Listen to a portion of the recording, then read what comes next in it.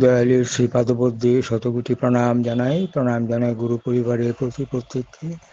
আর যারা যারা এই প্রভাতী সৎসঙ্গে বঙ্গাইগাঁও লিঙ্কে যুক্ত আছেন প্রত্যেককে আমার আনন্দিত জয়গুরু জানাই। অপূর্ব আজকের এই সৎসঙ্গের পরিবেশটাই অন্যরকম হয়ে গেছে। প্রথম থেকে আমি ছিলাম, শুরু হওয়ার অনেক আগে থেকে আমি বসে আছি। প্রথম গেলাম সাতক্ষীরা সৎসঙ্গে, তারপর এলাম ত্রিপুরা নন্দনপল্লীতে, তারপরে এলাম আমাদের করুণাময়ীতে। খুব ভালো লাগলো করুণাময়ীতে, কিছুক্ষণ ছিলাম। একজনকে দেখে আমার মন প্রাণ অত্যন্ত আনন্দে ভরে উঠল। তিনি হলেন দমদম মন্দিরের পাশেই থাকেন শ্রদ্ধেয় পুলিন বিহারী পালদা। বহুদিনের পরিচয়। পুলিন বিহারী পালদা ছিলেন, কালকে ওনার আলোচনাও আছে করুণাময়ীতে।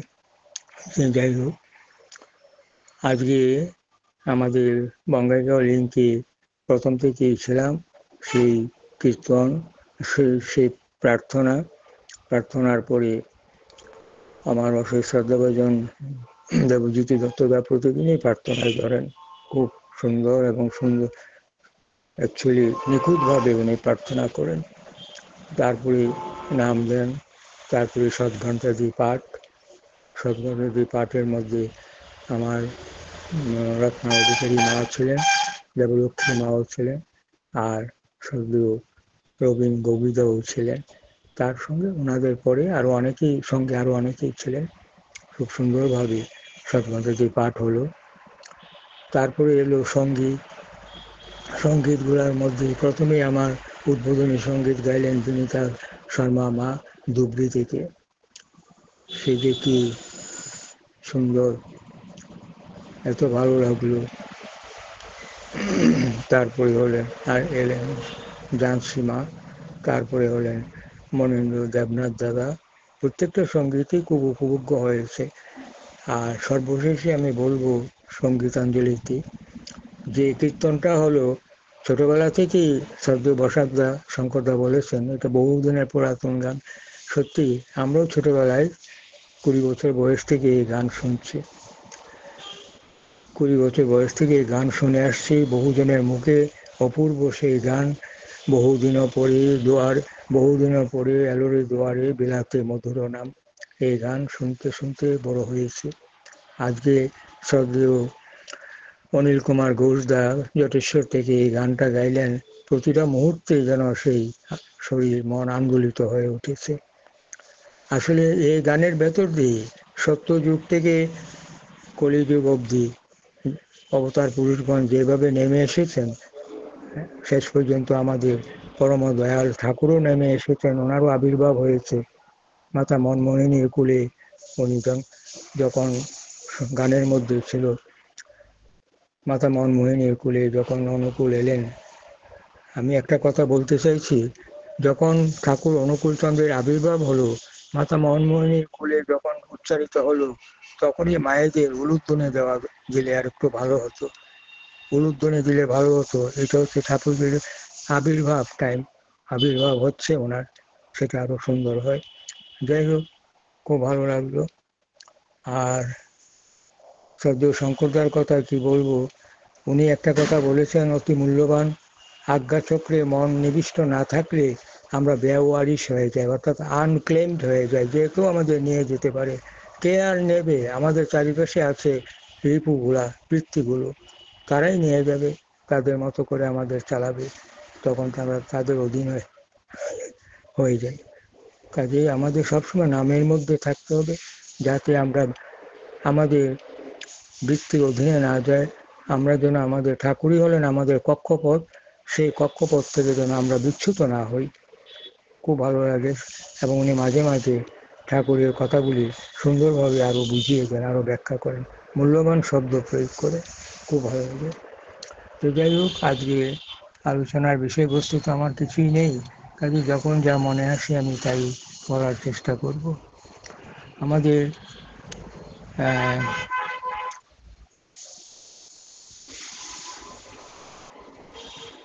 রামবাসোয়ান সিংদার নাম শুনেছেন আপনারা?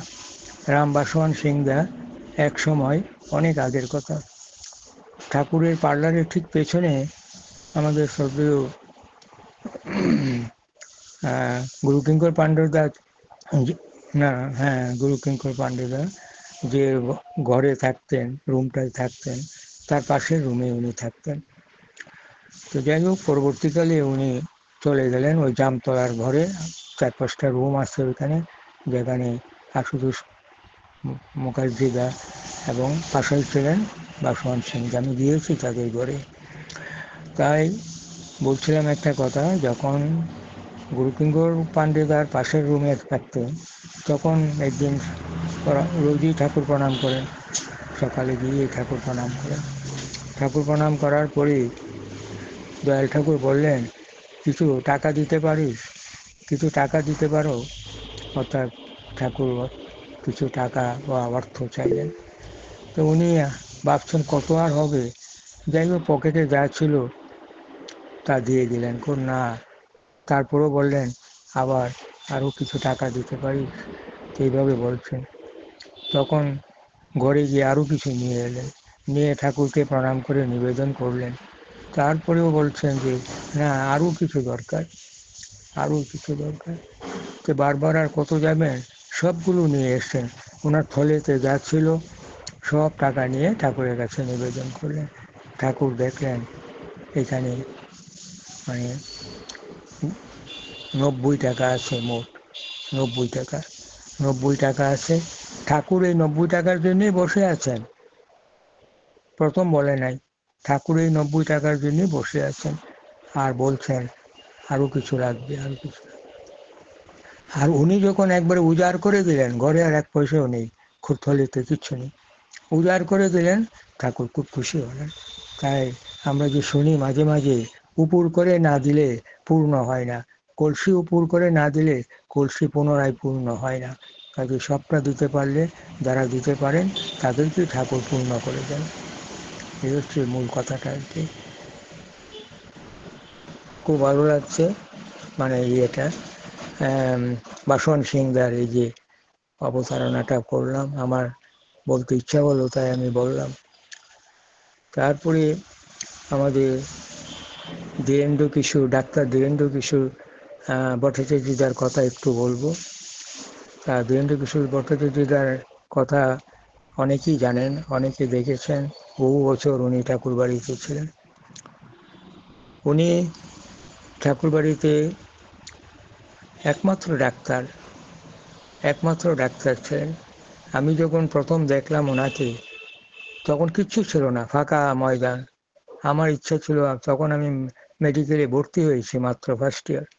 ঠাকুর বাড়িতে গেলাম 65-এর আগস্ট মাসে। ভাবলাম হাসপাতালটা একটু দেখে আসি, শুনেছি চিকিৎসা ব্যাপার আছে, চিকিৎসা কেন্দ্র আছে।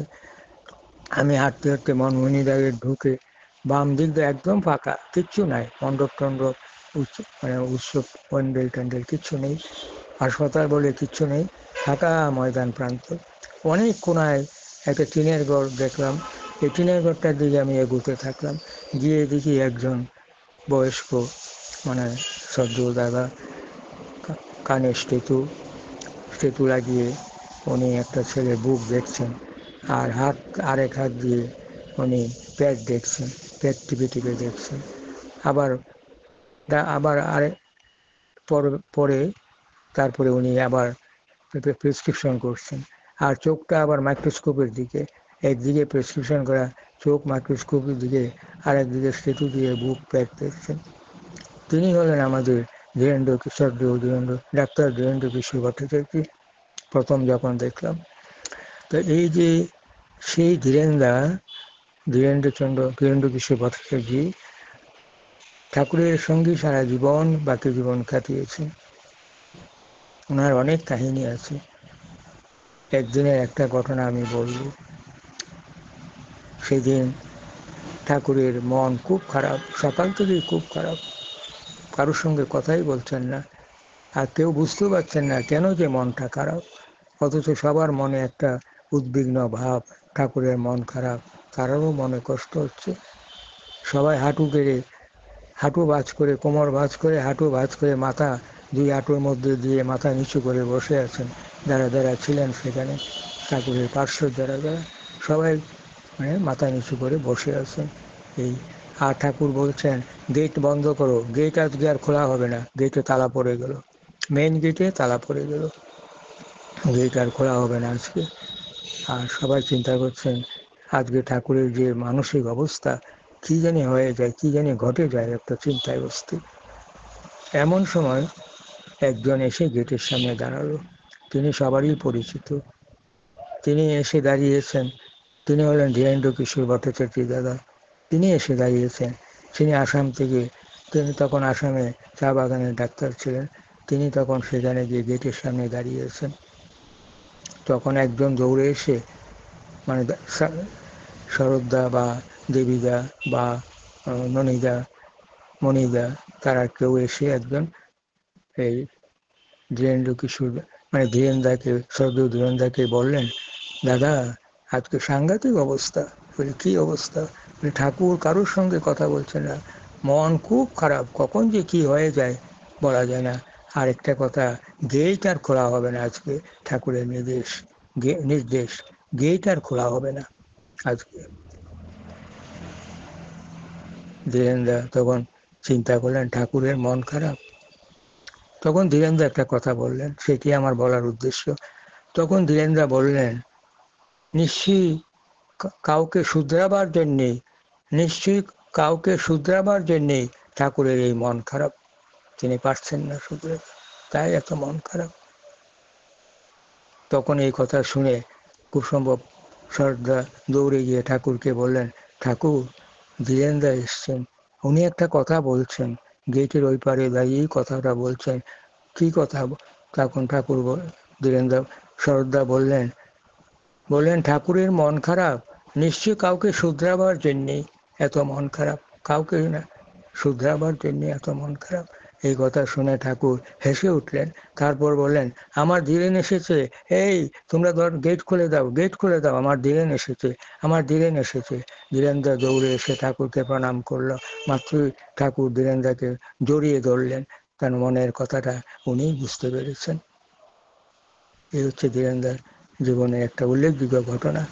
তিনি বহুদিন ছিলেন হসপিটালে, হয়তো আসতেন না, সেল দিয়ে ওনার সঙ্গে আমার একদিন কথা হয়েছিল। ওই গেট দিয়ে ঢুকছে, ডান দিকে গৌরাঙ্গ পালদার ঘরে এসে উনি বসে আছেন। আমি গৌরাঙ্গ পালদার ঘরে দুই বেলায় যেতাম যতদিন ঠাকুর বাড়িতে থাকি। তো যাই হোক, ওনার সঙ্গে আমার দেখা হয়ে গেল। উনি বসে আছেন, একজন লোকের দরকার, কারণ রাস্তাটা খুব বিজি, উৎসবের সময়। উনি হসপিটালে যাবেন, কিন্তু কে নিয়ে যাবে ওনাকে? গৌরাঙ্গ পালদা এই কথাটাই ভাবছেন। এমন সময় আমি ঢোকা মাত্র বললেন, এই তো আরেক ডাক্তার এসে গেছে, ইনি আপনাকে নিয়ে যাবেন। আমি ধীরেন্দাকে ধরে ধরে রাস্তা পার করে হসপিটালের রুমে গিয়ে বসিয়ে দিয়ে এলাম। তো সেটাই ছিল আমার লাস্ট দেখা এবং কথা ধীরেন্দার সঙ্গে। ধীরেন্দার আত্মীয় পরিজনের মানে কি বলবো ওইটাকে, মানে অনেক বড়, ওনার আত্মীয় পরিজনের যে আত্মীয়তার পরিধিটা অনেক বড়। মেয়েদের দিক থেকে, ছেলেদের দিক থেকে, ছেলেদের দিক থেকে তো দুই ছেলে, বড় ছেলে সদ্য নারায়ণ ভট্টাচার্য, আপনারা দেখেছেন ওনাকে, উনি ছিলেন ফিলান্থ্রপির চিফ কেশিয়ার। জীবনের শেষ দিন পর্যন্ত উনি এই অত্যন্ত শ্রদ্ধার সঙ্গে এবং সততার সঙ্গে এই দায়িত্ব পালন করেছেন। সবসময় প্রতিবারই আমার সঙ্গে ওনার কথাবার্তা হতো। আর এই নারায়ণ ভট্টাচার্যদা, যাই হোক, উনি তো চলে গেলেন। ওনার আগে ছিলেন, আপনারা দেখেছেন অনেকে, পুরনো যারা তারা অবশ্যই দেখবেন, ওনার আগে ছিলেন মনীন্দ্রচন্দ্র সেন, মনীন্দ্রনাথ সেনদা, আমরা মণিদা বলে ডাকতাম। আমি ওনাকে 85 বছর অবধি ওনাকে দেখেছি। ঠাকুরের জন্মবার্ষিকীর সময়, অর্থাৎ 88-এ ওনার 85 বছর বয়স হয়েছিল, আমি দেখেছি। তারপরে ওনার পরই ওই নারায়ণ ভট্টাচার্যরা সেই দায়িত্ব গ্রহণ করলেন। এইগুলি মানে মাঝে মাঝে যা মনে আসছে আমি তাই বলার চেষ্টা করছি। খুব ভালো লাগে সেগুলি যখন স্মরণে আসে। যাই হোক, আমি তো আর বিশেষ কিছু বলতে চাইছি না, তবু চেষ্টা করবো আরও দু একজনের কথা বলতে। আমাদের জগৎজ্যোতি সেন শর্মাদার কথা বলেছি একদিন। জগৎজ্যোতি সেন শর্মাদা তো দিল্লিতেই থাকতেন পরবর্তীকালে। কিন্তু উনি যখন বেকার ছিলেন, খুব সম্ভব 39 সালে উনি যখন বেকার ছিলেন, তখন উনি 39 না একটু পরে হবে, তা উনি যখন বেকার ছিলেন কি করবেন, ঘুরছেন এদিক ওদিক, চাকরি হচ্ছে না। তারপরে ওনার একদিন ঠাকুরের দর্শন প্রণাম হওয়ার পরে, তুমি যদি চাকরি করো কত টাকা পাবে? তুমি বলছিলেন একটা অ্যামাউন্ট, বলে আমার এখানে আমার কাম করলে তার ডাবল পাবে, আমার কাম করলে তুমি ডাবল পাবে। তো যাই হোক, তারপরে ওনার দীক্ষা হলো, ঠাকুরের আশ্রয়ে এলেন, ঠাকুরের কাজের সঙ্গে যুক্ত রইলেন, অত্যন্ত ভক্তি শ্রদ্ধা সহকারে উনি ঠাকুরের কাজকর্মে করে চলতেন, খুবই বিশ্বাস ছিল ঠাকুরের প্রতি। হঠাৎ একটা ইন্টারভিউর খবর এলো, কাগজে উঠেছে যে এই ইন্টারভিউটা দিল্লিতেই হবে এবং এটা হচ্ছে একটা সর্বোৎকৃষ্ট পদ, ইনকাম ট্যাক্স ট্রাইব্যুনালের একটা সর্বোচ্চ পদ, উনি ইন্টারভিউ দিবেন ঠিক করেছেন। কিন্তু সবাই জানে যে এই ইন্টারভিউটাতে যারা যান তারা অত্যন্ত উচ্চ পরিবারের এবং অনেক উচ্চশিক্ষিত উচ্চ পরিবারের ছেলেরাই যান। তো যাই হোক, উনি ইন্টারভিউতে গিয়ে হাজির হলেন। ওনার বেশভূষা দেখে মানুষ মানে একটু অন্যভাবে তাকাতে লাগলো। আর উনি এসছেন ইন্টারভিউ দিতে, সাধারণ পোশাক, সাধারণ জুতা, সাধারণ পরিচ্ছদ। তখন একজন এসে বলল একটু ব্যঙ্গ করি, তোমার উপরে কে আছে, অর্থাৎ আমলা টামলা বা মন্ত্রী মণ্ডলী বা অন্য কোনো সুপারিশ আছে কিনা জানতে চাইল। উনি চট করে বলে ফেললেন, আমার উপরে আমার ঠাকুর আছেন। তৎক্ষণাৎ বলে ফেললেন কথাটা। তারপরে যথারীতি ইন্টারভিউ হলো। ইন্টারভিউ গিয়ে ভাবছেন যে আমি যে ঠাকুরের নাম বলে ফেললাম, এবার তো ঠাকুরের উপরে গিয়ে দায়িত্বটা পড়লো। ঠাকুরের উপরে আমরা মানুষের কাছে যা যা বলি, অতিরঞ্জিত বলাটা ঠিক নয়, বললে ঠাকুরের কষ্ট হয়। কারণ ঠাকুরের নাম বলে তখন ঠাকুরের উপরে সেই দায়িত্ব পড়ে। এরকম অনেক ঘটনা ঘটেছে। তো যাই হোক, মানে তিনি তৎক্ষণাৎ ভাবলেন আমি তো ঠাকুরের নাম বলে দিয়েছি, এবার কি হবে। ছুটে আর দেরি না করে তৎক্ষণাৎ পরবর্তী ট্রেনে উনি চলে গেলেন পুণ্যধাম দেওঘরে চলে গেলেন। গিয়ে আর ওনাকে দেখি অনেক দূরে থাকতে ঠাকুর বলছেন পার্শ্বদেরকে, যারা পাশে ছিলেন, আমাদের কি বলবো, জ্ঞানেন্দ্র বিকাশ গোস্বামী, আমরা জ্ঞানদা, আরও যারা ছিলেন সেখানে, তারা বসেছিলেন, তাদেরকে বললেন ঠাকুর আমার এই যে আমার যে এই কি বলছি জগৎজ্যোতি, আমার যে এই জগৎজ্যোতি আমার প্রতি খুব টান, যখনই মনে পড়ে ছুটে আসে। জগৎজ্যোতিদা তখনও কাছে এসে পৌঁছাননি, আর ওই টানই ওকে সব জায়গায় তরতর করে উপরে টেনে নিয়ে যায়। এই ভক্তি বিশ্বাস টানই তাকে উপরের দিকে তরতর করে টেনে নিয়ে যায়। এই কথাটা জগৎজ্যোতিদা শুনলেন, এই শেষের কথাটা। তারপরে আর জগৎজ্যোতিদা 1 মিনিট দেরি না করে ঠাকুরকে প্রণাম করে, ভক্তি ভরে প্রণাম করে উনি চলে গেলেন পরবর্তী ট্রেনে, আবার কলকাতা হয়ে চলে এলেন। তারপরে দেখা গেল এই ইন্টারভিউতে একমাত্র জগৎজ্যোতি দায়ী সর্বোৎকৃষ্ট মেরিট লিস্টের নামটা ছিল জগৎজ্যোতি সেন শর্মাদার, অর্থাৎ চাকরিটা হয়ে গেল। এটাই হচ্ছে গভীর বিশ্বাসে সবই হয়, যেটা আশা করা যায় না সেটাই হয়ে গেল এখানে। আমি জগৎজ্যোতি সেনদাকে কয়েকবার দেখেছি। দিল্লি থেকে যখন কলকাতায় আসতেন, উনি সন্ধ্যার সময় 68 মন্দিরে আসতেন। অপূর্ব সুন্দর চেহারা, একটু মাঝারি উচ্চতা। আর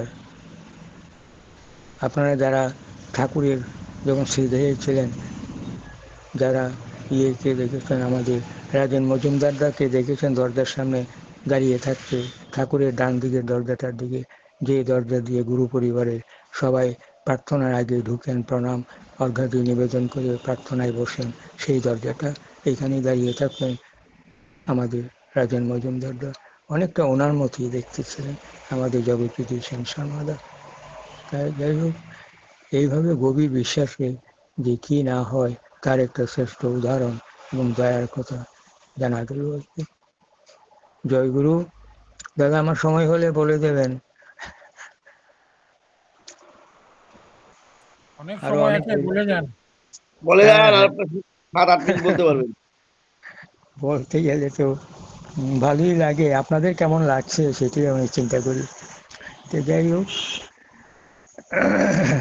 আমাদের যে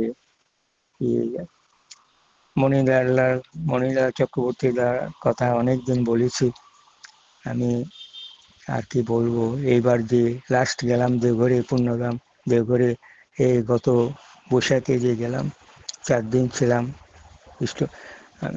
যদিও আমার অশেষ শ্রদ্ধাভাজন মণিদাকেও আমি দেখেছি, আর এই 4 দিন আমি মানে আচার্যদেবের সান্নিধ্যেই ছিলাম। 4 দিনই খুব ভালো লাগছে আমার, দিনটি কেটেছে। আর প্রার্থনার পরে মণিদা তো সেই আগের জায়গাটায় বসেন, আপনারা দেখেছেন মণিদা কোথায় বসেন?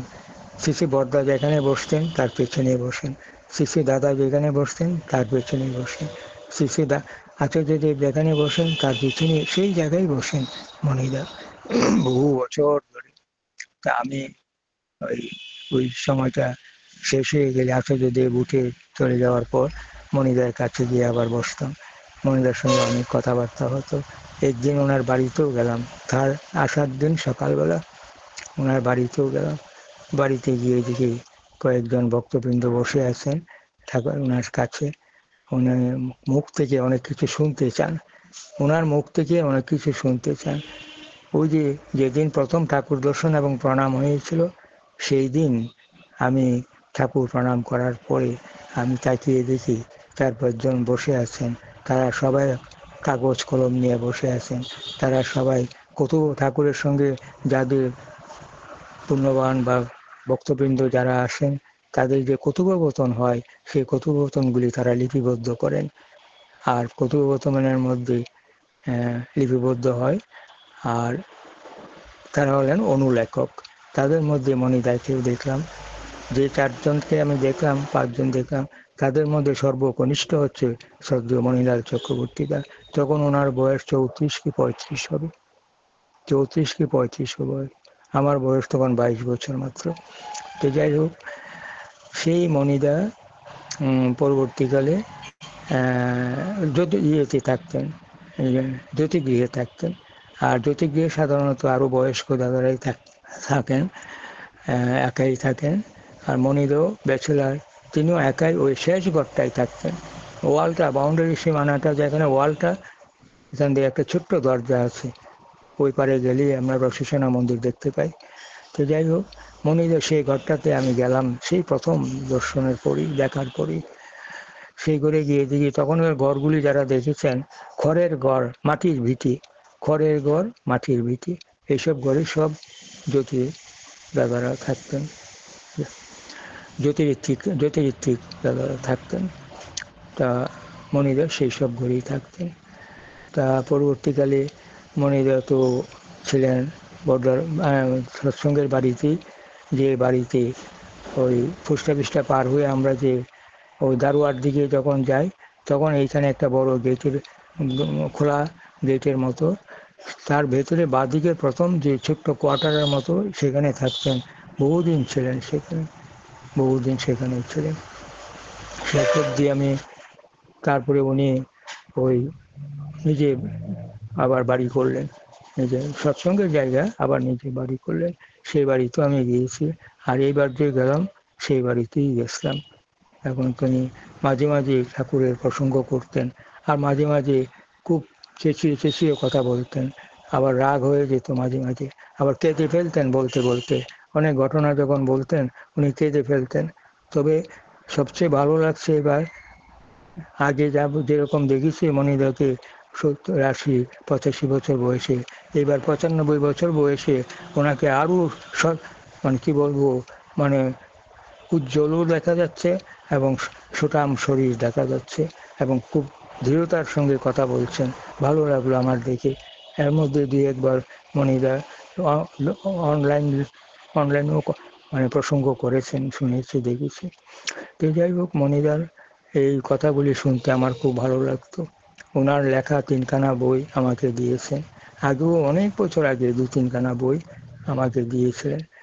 তো মনিদা হলেন আমার এখন সাক্ষাৎ তখনকার সময়ের দাদাদের মধ্যে যারা ঠাকুরের পাশে বসে থাকতেন অনুলেখক হিসাবে, তাদের মধ্যে মনিদা এখন আমার দেখার মতো।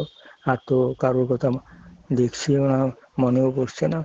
যাই হোক, আর এইদিকে যেসব বইগুলি তারা অনুলেখক হিসেবে লিখতেন, এই কথাগুলি লিপিবদ্ধ করতেন, মানে পাণ্ডুলিপিটা, সেই লেখাগুলি আবার ঠাকুরকে ফ্রেশ করে লিখে আবার দেখাতেন কোনো ভুল ত্রুটি আছে কিনা। কারণ ভুল ত্রুটি যদি থাকে, সেই ভুলটাই মানুষ জেনে নেবে এবং এটাই ধারাবাহিকভাবে প্রচলিত থাকবে। তাই ঠাকুর এই ব্যাপারে খুব কনসাস ছিলেন, সবাইকে বলে দিয়েছেন যেন কোনো ভুল ভ্রান্তি না থাকে, আর আমার লেখাগুলি যেন অবিকৃত থাকে, অবিকৃত, পাল্টায় না যেন কেউ, মনের ভাব আবার নতুন করে যেন কেউ প্রকাশ না করে। তো যাই হোক, ঠাকুর ফাইনাল দেখার পরে তারপরে প্রেসে যেত। এই বইগুলি আমরা তখন কিনতাম পাবলিশিং হাউস থেকে, এবং সবগুলি বই প্রকাশনায় ছিলেন আমার শ্রদ্ধেয় দাদা প্রফুল্ল কুমার দাস দাদা। তখন বইয়ের দাম ছিল খুব কম, 2 টাকা, 2.25 টাকা, 2.5 টাকা, এর উপরে কোনো বই ছিল না। সেই বই আমরা তখন 1-2টি কিনা আনতাম মাঝে মধ্যে। তো এইগুলি হচ্ছে মানে মূল কথা। একবার এক দাদাকে বললেন, আমাকে কিছু কাগজ দিতে পারবেন? কাগজ দিতে পারবে তুমি কি কিছু কাগজ দিতে পারবে? কত? কয়েক রিম কাগজ চাইলেন। বলে এত কাগজ দিয়ে কী হবে? বলে না, আমার লেখাগুলি ছাপানো হবে, আমার মানে জীবদ্দশায় এগুলি ছাপানো হবে, আমি দেখে নেব আবার লেখাগুলি বইয়ে কীরকম আছে, ভুল ত্রুটি আছে কিনা। তাই আমি চাই আমার লেখাগুলি যেন অবিকৃত থাকে, অবিকৃত থাকে মানে আনচেঞ্জড থাকে, এতটা চিন্তায় ছিলেন ঠাকুর। ঠাকুর কাগজও এলো, বইও ছাপা হলো, বিক্রিও হলো এত স্বল্প মূল্যে। তো খুব ভালো লাগছিল যে এই কথাগুলি আমার মনে পড়াতে। তা এই হচ্ছে মূল কথা। আর আমাদের এই যে কি বলছিলাম জানি, আমাদের যে প্রফুল্ল কুমার দাসদার কথাই বলছি। প্রফুল্ল কুমার দাসদা আপনারা জানেন, আমি 1-2 দিন হয়তো আলোচনাও করেছিলাম, ওনার মাকে বলে উনি ঠাকুর বাড়িতে চলে গেছিলেন, মানে চুপিসারে, আর কাউকে না জানিয়ে, দেখা বা কাকাকে না জানিয়ে। ঠাকুর মা তো খুব চিন্তিত, কারণ ওনারা পছন্দ করেন না পাবনা যাওয়াটা, তবু তিনি চলে গেছিলেন, চুপি চুপি চলে গেছিলেন। আর এদিকে 3 দিন 4 দিন কোনো খবর নাই। প্রফুল্লদার মা চিন্তায় অস্থির, আমার এই ছেলেটা যে গেল, কোনো খবর পাচ্ছে না, কেমন আছে, কোথায় থাকে, কি খায়, কি করে, চিন্তায় অস্থির হয়ে তিনিও চুপি বেরিয়ে পাবনার দিকে রওনা দিলেন।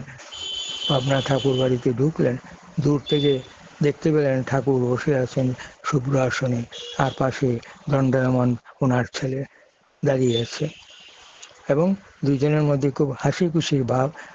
ছেলেও খুব হাসছে, খুব আনন্দে আছে ছেলে, ঠাকুরের আদরের পরশ পেয়ে ছেলে খুব আনন্দ আছে। তখন উনি ভাবলেন, আমার ছেলেটা ঠিক জায়গায় আছে, আমার ছেলেটা ঠিক জায়গায় এসেছে, আমার ছেলেটা আসল জায়গায় আছে। মানে খুব আনন্দ হলো, খুব আনন্দ হলো। ছেলেকে ছেড়ে দিয়ে এখন মহা আনন্দে আছেন প্রফুল্লদার মা। আর একটা কথা বলেছিলেন, কেন যে আজকালের মায়েরা ছেলেদেরকে ঠাকুরের কাছে অল্প বয়সে পাঠান না, আমি বুঝতে পারি না, কেন যে পাঠান না, এই উক্তিটা করেছিলেন। সেটাই আমার আজকে এখন বলার বিষয় ছিল। জয়গুরু, জয়গুরু দাদা। সবাইকে আমি আমার আলোচনাটা আমি এখানে শেষ করবো, 1:30 বেজে গেছে। তা সবাই আপনারা ভালো থাকেন, সবাই ঠাকুরকে নিয়ে আনন্দে থাকেন, এবং আমরা যতটা পারি ঠাকুরের মূল কথাগুলি নিয়ে যেন আমরা আলোচনা করি, তাহলে আমাদের মনেও একটা আনন্দের দাগ কাটে, ভালো লাগে। আমরা সবাই মিলেমিশে যেন ঠাকুরের কোলেই থাকতে পারি, একটা বৃহৎ সৎসঙ্গ এবং বৃহৎ সংহতিমূলক পরিবেশ সৃষ্টি হোক।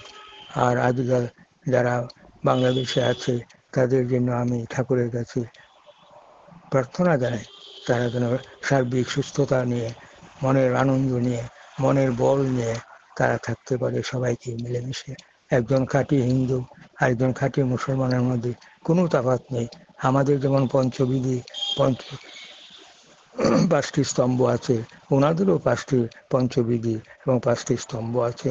ওনাদের হচ্ছে নামাজ, রোজা, হজ, জাকাত আর কলেমা পাঠ। প্রকৃত অর্থে এগুলি নিয়ে যারা থাকেন, ঠিকভাবে নামাজ করেন, নামাজ পড়েন, তাহলে একটা খাঁটি মুসলমান হয়ে উঠতে পারবে। তখন বুঝতে পারবে ঠাকুরের বিধিবিধানগুলো প্রত্যেকের ক্ষেত্রে প্রযোজ্য। যে কেউ, যে কোনো সম্প্রদায়ের লোক ঠাকুরের বিধান মেনে চললে তিনি তার প্রভুকে ভীষণ ভালোভাবে উপভোগ করতে পারবেন। এটা খ্রিস্টান প্রভুকে, যিশুকে আরও ভালোভাবে উপভোগ করবেন। মুসলমান ভাইরা হযরত মুহাম্মদ সাল্লাল্লাহু আলাইহি ওয়াসাল্লাম ওনাকে ভালোভাবে উপভোগ করতে পারবেন, প্রত্যেকেই আরও ভালোভাবে উপভোগ করতে। তাই ঠাকুরের ধর্ম বিশ্ব ধর্ম, সবার জন্য ধর্ম। জয় গুরু। আমি আজকে এখানে আমার সমাপ্তি রেখে